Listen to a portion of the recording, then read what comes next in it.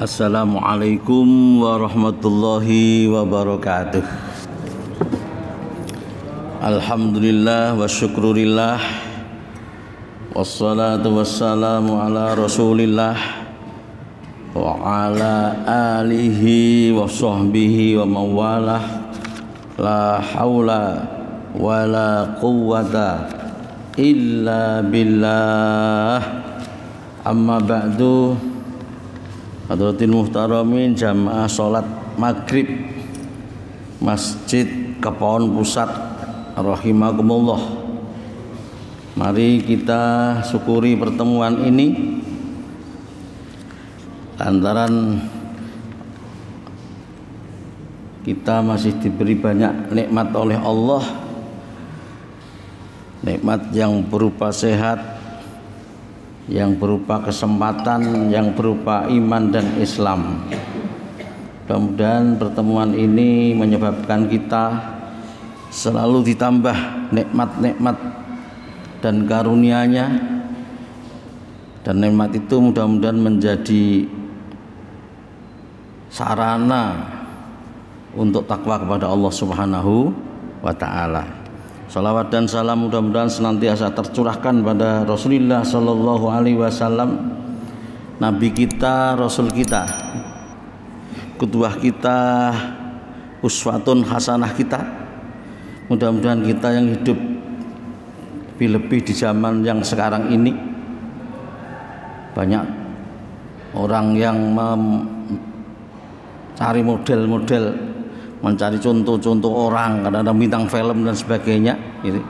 Kita yang hidup sekarang ini senantiasa istiqomah menyontoh Rasul dan menokohkan Rasul, pembawa penyelamat kita di dunia dan akhirat. Allahumma amin. Kita bacakan suratul Fatihah.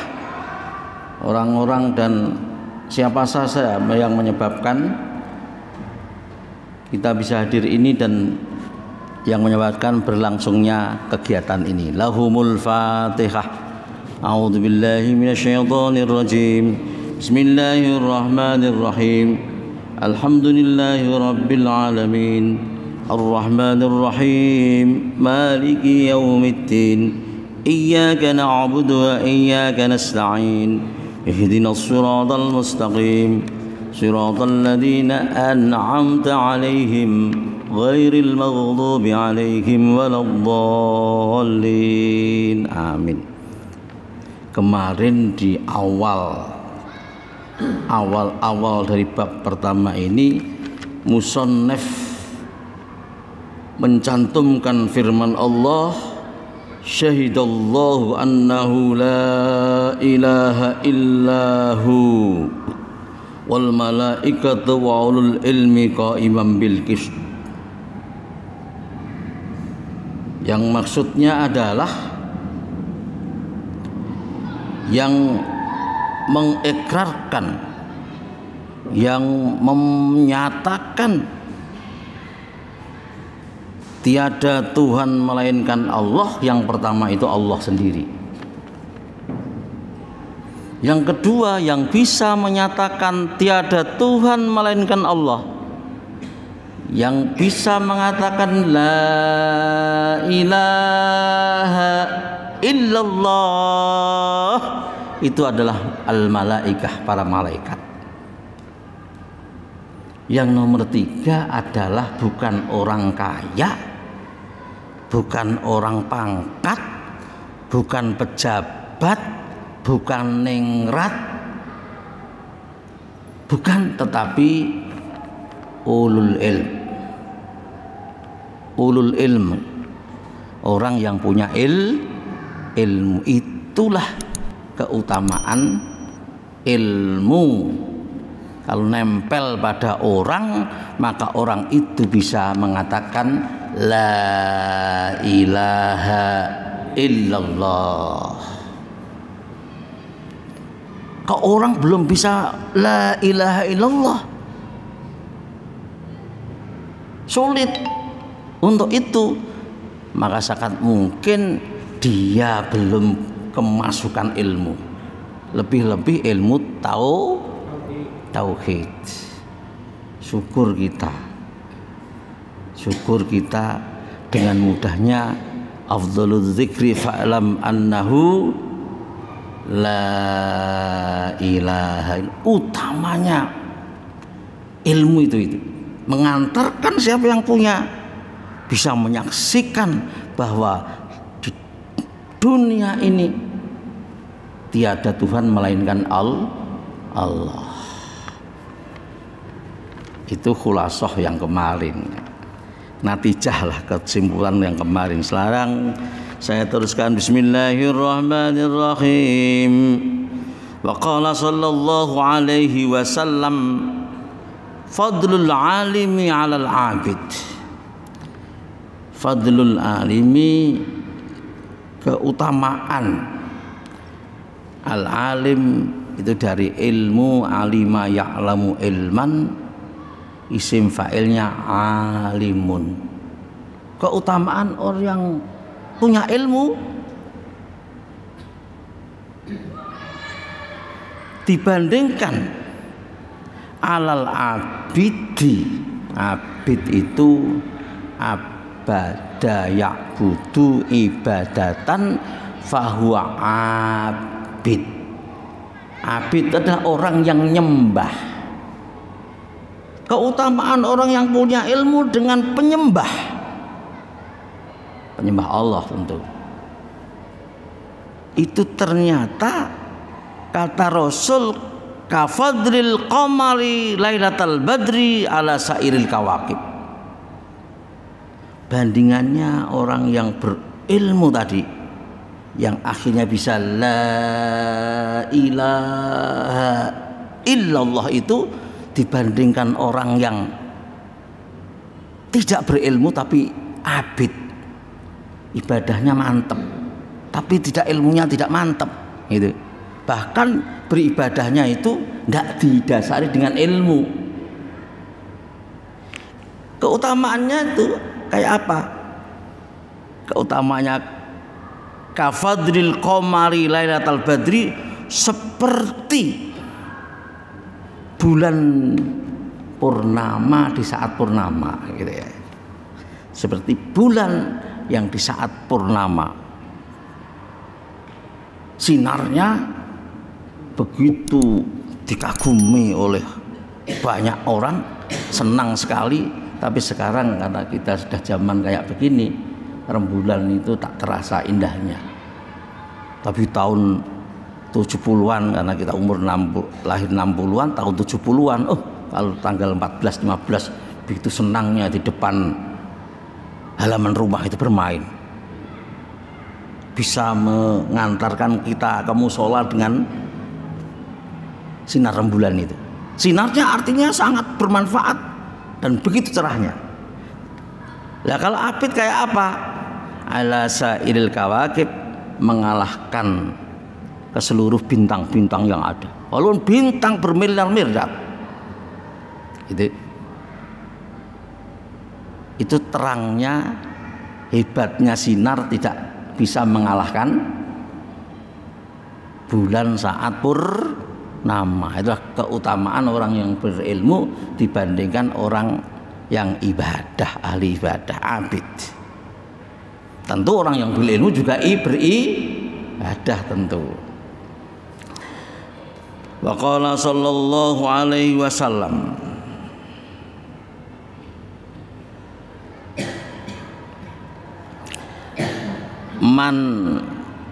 manin takola.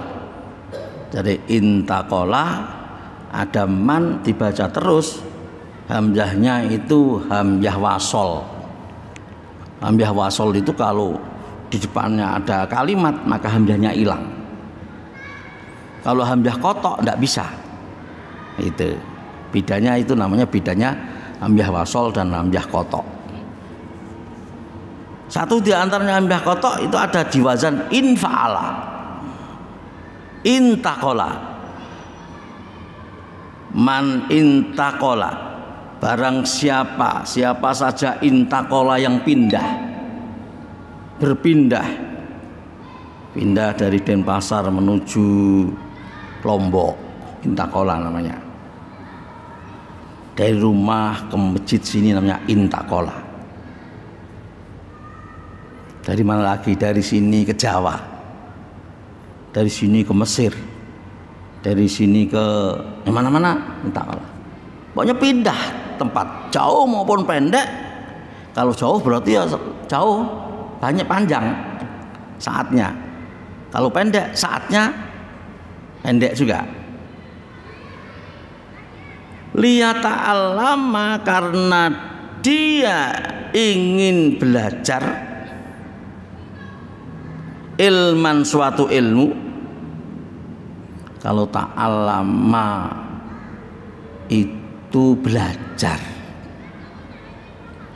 Tapi kalau alama mengajar gitu. Kalau alama itu mengajar, kalau ta'allama itu belajar. Kemana mas? Kalau belajar, makanya saya ta'allum, mau ta'allum. Kalau mau mengajar namanya taklim. Kemana mas? Taklim. Taklim mau ngajar dia. Itu.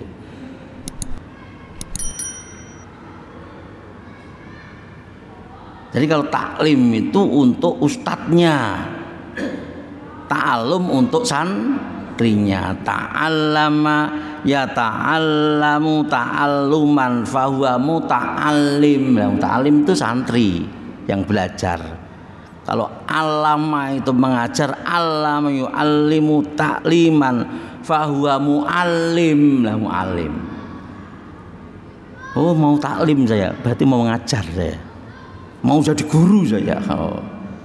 Itu. Jadi kalau semua kok loh, sampai kemana? Taklim, sana taklim. Masa satu pertemuan guru sampai banyaknya? Nah, itu nggih.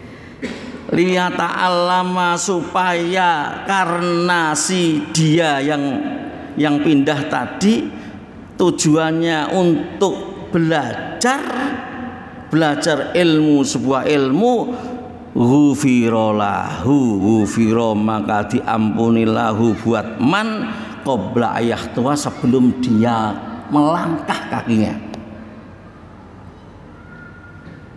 Maka di hadis Rasul, innamal a'malu binniyat, bisa artikan kalau beramal itu harus ada niatnya, atau amal itu sangat tergantung niatnya.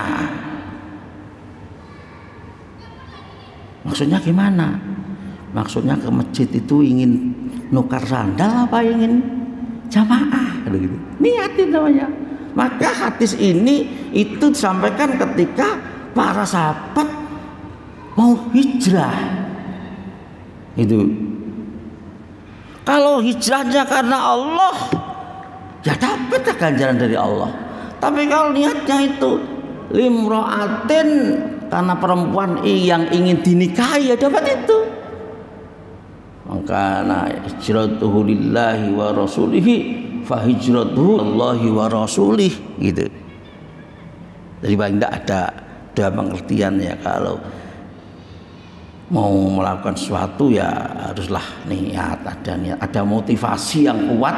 Saya ingin ngaji gitu. Kalau nggak ada niat, ya nggak dapat ilmu, nggak ada niat.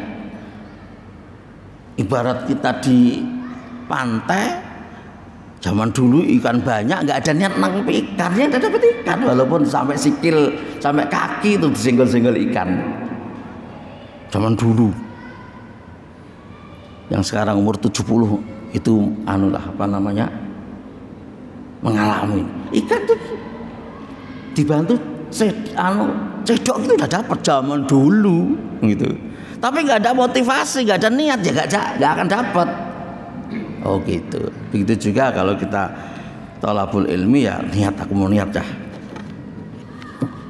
Akhirnya niat itu juga mendorong untuk mendengarkan dengan baik, dan selanjutnya itu Allah mengampuni kepada orang yang pindah dari tempat lain, tempat ini ke tempat lain, itu Allah mengampuni sebelum orang itu melangkahkan kakinya. Itu luar biasa. Di sini khutwah min maudhihi idza arada bidzalika, melangkah dari tempatnya, niatnya itu adalah liwajhillah, pindahnya untuk ilmu itu adalah untuk karena Allah, cari ilmu karena Allah. Tidak sedikit cari ilmu itu biar besok jadi pegawai, karena punya ijazah, atau biar besok DRS lah gitu. DRS itu padahal apa? Dodol rujak surungan itu. DRS kayak saya ini kan dodol rujak surungan ini. DRS itu ada yang memang begitu. Kalau nggak disebut jabat gelar marah-marah gitu. Itu liwajillah, karena mencari ridho Allah Subhanahu wa ta'ala. Itu yang sebelum melangkahkan kaki sudah diampuni Allah Subhanahu, sudah mendapatkan pengampunan. Ya Allah, andai kan orang yang mau berangkat cari ilmu mati, surga sudah, karena dalam pengampunan Allah. Mau tidak? Itu Waqala sallallahu alaihi wasallam, akrimul ulama'a, akrimu muliakanlah al ulama'a, orang-orang yang punya ilmu. Sayyidina Ali itu sampai punya semangat untuk mencari ilmu,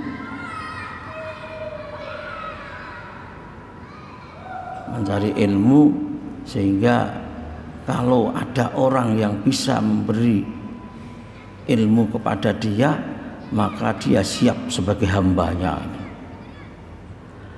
Ana abduman, saya adalah hamba orang yang memberi pelajaran kepada saya, yang ngajari saya. Sehingga Ali saking hormatnya pada orang yang memberi informasi keilmuan pada dia. Muliakanlah orang-orang yang berilmu. Kenapa? Adanya masjid kayak gini, jamaah seperti itu, jamaah semakin rame gitu. Jamaah istiqomah itu perannya orang yang punya ilmu, di samping perannya orang kaya yang menyedekahkan hartanya.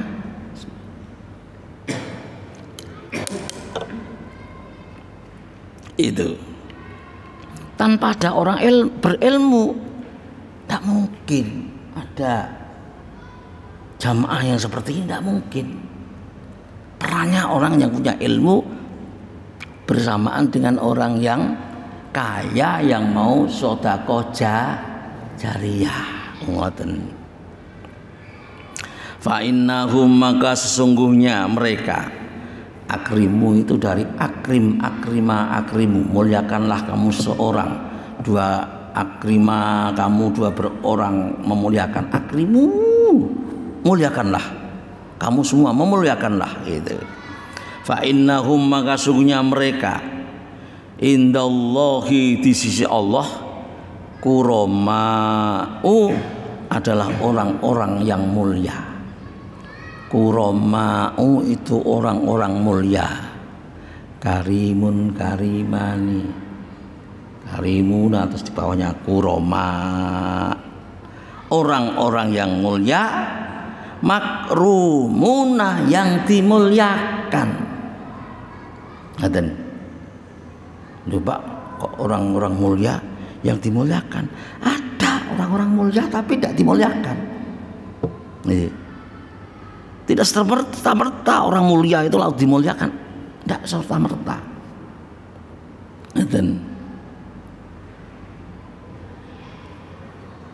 Tidak serta-merta orang-orang itu yang mulia-mulia kemudian dimuliakan. Syarifun itu ya orang-orang mulia itu. Tapi karena perbuatannya, jadi kan ada toh, oh itu syarifah itu. Ya, syarifah, wanita-wanita mulia dari keturunan Rasul dan dari mana itu. Tapi alhamdulillah semua yang keturunan Rasul bagus-bagus, tapi ada yang lain kalau akhlaknya nggak bagus ya tidak dimuliakan, walaupun golongan orang mulia. Orang-orang terhormat kadang-kadang dalam sosial itu kan ada kasta ya. Kasta yang tinggi-tinggi kan terhormat, itu golongan itu. Tapi kalau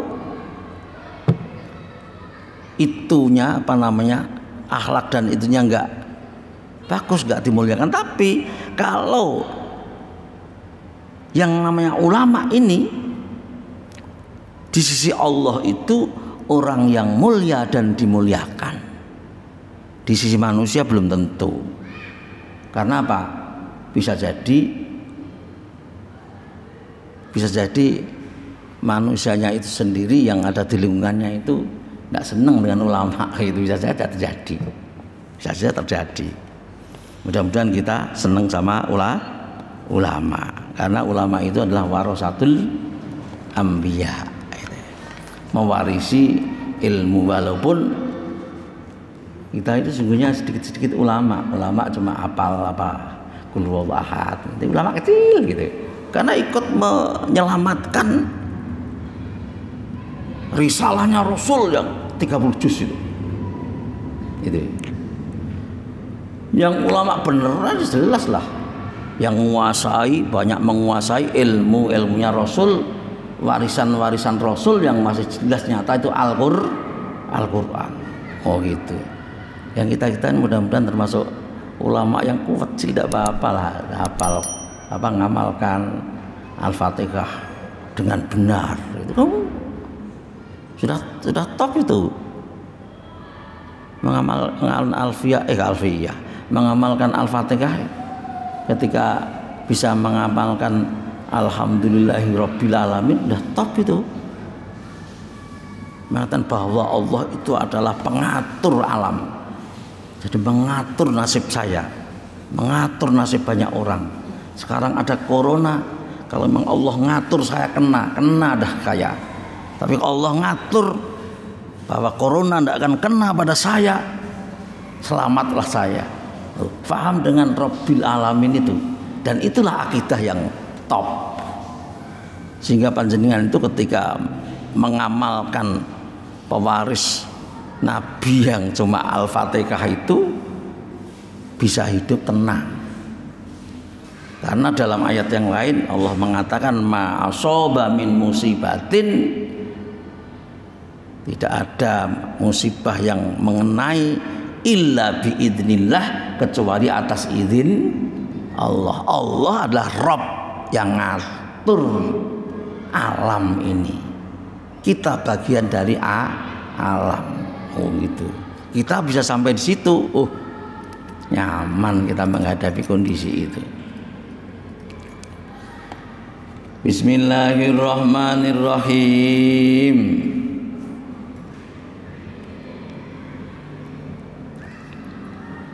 Wa qala sallallahu alaihi wasallam, man nadhara ila wajhil alimi nadratan fariha biha khalaqallahu ta'ala min tilkal nadrati malakan yastaghfiru lahu ila yaumil qiyamah.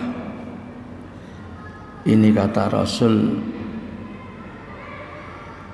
barang siapa memandang wajahnya orang alim dengan pandangan yang gembira, yang di sini diartikan nadratan wahidah, memandang sekali saja pandangan tapi dengan hati senang, maka pandangan yang pertama itu menjelma malaikat. Orang kayak nggak kelihatan Pak. Kalau kelihatan mungkin ya nggak ada orang yang benci dengan ulama, menghormati ilmunya dan sebagainya.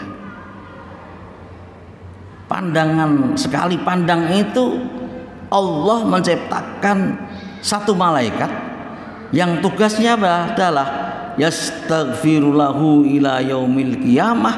Malaikat yang satu yang diciptakan sebagai ganti pandangan seseorang kepada seorang ulama yang dengan hati senang itu, malaikat itu punya fungsi dan tugas memintakan ampun sampai hari kiamat.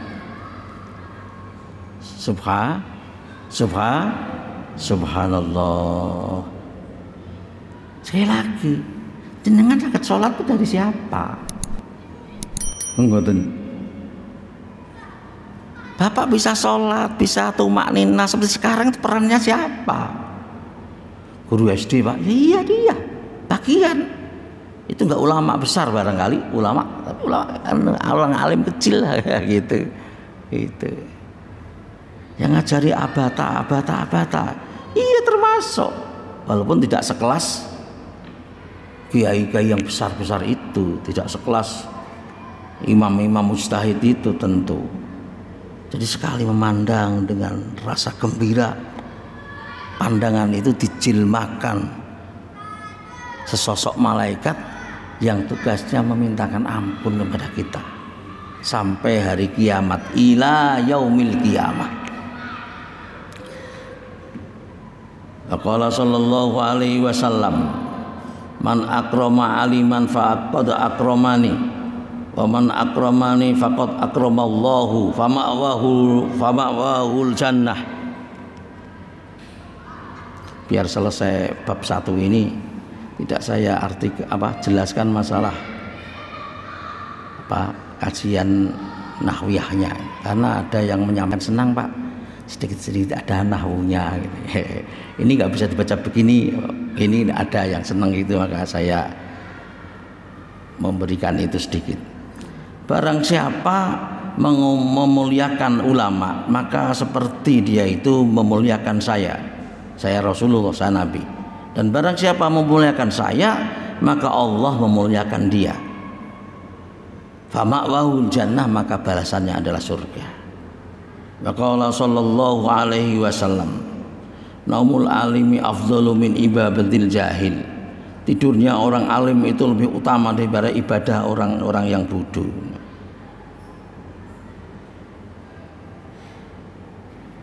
Maksudnya bagaimana? Imam Nawawi memberikan penjelasan, naumul alimi afdhalu minal ibadal jahil, ay naumul alim alladzi yura'i adabal ilmi. Tidurnya itu loh tetap sesuai dengan norma-norma keilmuan.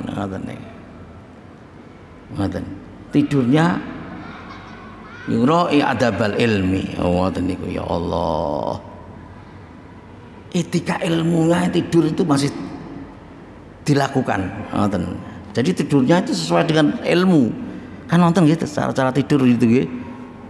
Di kitab Asyatul Mustafa baca ini gitu ya. Kemudian min ibadatil jahil, lebih utama daripada ibadahnya orang yang jahil, ay la ya'lamu adabul ibadah. Artinya ibadah tapi tidak tahu etikanya ibadah. Artinya ibadah tanpa ilmu. Maka Nabi sallallahu alaihi wasallam,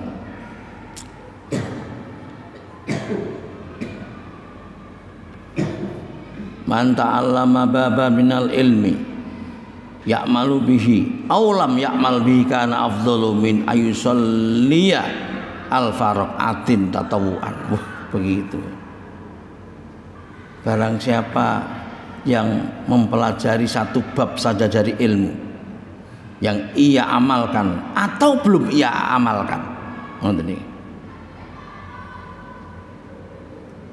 maka lebih utama daripada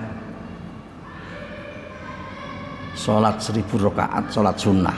tentu sholatnya yang tidak berdasarkan ilmu. Man zara aliman faka'annama zaroni. Barang siapa yang berziarah, mengunjungi aliman, orang yang berilmu, faka'annama, maka sepertinya zaroni, menziarahi saya Nabi Muhammad. Faman sofaha aliman, barang siapa yang berjabat tangan dengan orang yang alim, faka'annama sofahani, seperti berjabat tangan dengan saya. Sekarang jabat tangan masih dilarang. Wa man jalasa aliman faka'annama jalasani. Barang siapa yang duduk dengan orang yang punya ilmu, maka seperti duduk bersama saya fit dunya, di dunia. Wa man jalasani fit dunya ajlastuhu ma'iyya yaumal qiyamah. Barang siapa yang suka berduduk dengan orang yang alim, maka nanti akan duduk bersama saya. Kalau duduk dengan orang alim, berarti simbol orang alim itu adalah senantiasa dalam ketaatan kepada Allah. Yang diucapkan selalu perintah baik dan melarang yang tidak baik. Tidak pernah kalau ada orang alim merintah yang tidak baik, berarti keilmuannya hilang. Orang alim kok ngajak judi, mama, hilang kealimannya. Artinya menurut Allah tercabut itu. Tapi yang nggak tercabut titel yang ada di depannya gitu. Dengan siapa atau mungkin dengan saya tak ajak nyuri gitu mamanya. Ya. Titel-titelnya nggak akan hilang gitu. Barang siapa yang jagongan untuk duduk dengan orang alim, karena duduk dengan orang alim itu mesti mendapatkan pengaruh bagusnya. Orang alim mesti, minyak aja mesti. Kita duduk dengan minyak itu bau minyak. Itu orang alim juga pengaruhnya ada. Mudah-mudahan bab tentang utama orang berilmu dan ilmu dan orang berilmu ini membantu kita menjadi orang yang diridhoi oleh Allah Subhanahu wa taala. Wassalamualaikum warahmatullahi wabarakatuh. قد كفاني علم ربي من سؤالي واختياري فدعائي وابتهالي شاهد لي بافتقاري.